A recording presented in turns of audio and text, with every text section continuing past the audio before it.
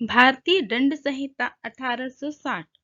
इस अधिनियम के तहत सामान्य आशय से निम्न तात्पर्य है। ऐसे व्यक्तियों में से प्रत्येक व्यक्ति उस कार्य के लिए उसी प्रकार दायित्व के अधीन होगा मानो वह कार्य अकेले उसी ने किया हो।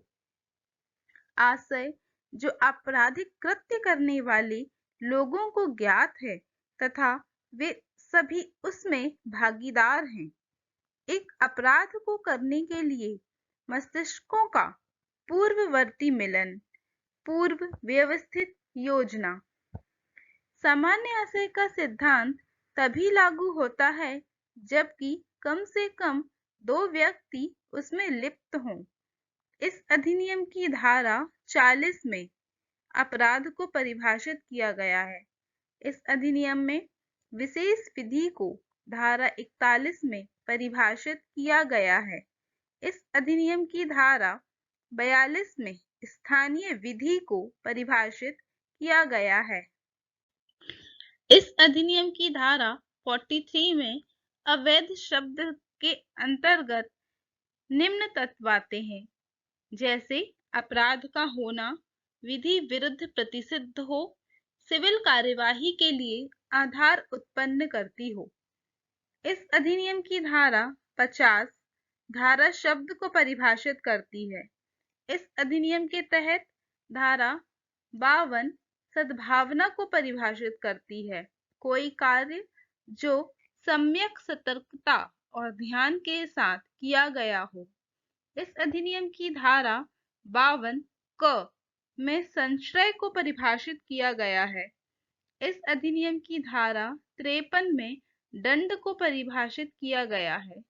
इस अधिनियम के अंतर्गत 5 प्रकार के दंडों का उल्लेख किया गया है। इस अधिनियम की धारा 55 में समुचित सरकार आजीवन कारावास की सजा को लघुकृत कर सकेगी। इस अधिनियम के तहत आजीवन कारावास की अवधि मृत्यु तक होती है। इस अधिनियम के तहत समुचित सरकार आजीवन कारावास को 14 वर्ष के कारावास में लघुकृत कर सकती है। इस अधिनियम की धारा 57 के तहत दंडावधियों की भिन्नों की गणना करने में आजीवन कारावास को 20 वर्ष के कारावास के तुल्य गिना गया है। गोपाल विनायक गौड़ से बनाम महाराष्ट्र राज्य के बाद में मृत्यु तक जेल का उल्लेख है। इस अधिनियम की धारा 63 के तहत जहां राशि अभिव्यक्त नहीं की गई है, जितना तक जुर्माना हो सकता है, वह अपराधी जिस रकम के जुर्माने का दायी है वह अमर्यादित है किंतु अत्यधिक नहीं होगी। इस अधिनियम के तहत न्यायालय जुर्माना देने में व्यतिक्रम होने पर किसी भी भांति का कारावास दे सकता है। इस अधिनियम के तहत यदि अपराधी कारावास या जुर्माना दोनों से दंडनीय है तो वह जुर्माना देने के व्यतिक्रम होने पर 1/4 से अधिक दंड का पात्र न होगा। यदि अपराध केवल अर्थदंड से दंडनीय हो तो न्यायालय व्यतिक्रम की दशा में साधारण कारावास देगा। इस अधिनियम के तहत साधारण अपवादों का मुख्य आधार दुराशय का अभाव तथा न्याय है। इस अधिनियम की धारा 73 में एकांत परिरोध को परिभाषित किया गया है। इस अधिनियम में निर्वासन के दंड का प्रावधान नहीं है। इस अधिनियम के तहत कोई अपराधी मात्र अर्थदंड से दंडित है और अभियुक्त को 50 रुपए के अर्थदंड से दंडित किया गया है और यदि अर्थदंड की अदायगी में व्यतिक्रम होता है तो उसे 2 माह से अनधिक की सजा दी जाएगी।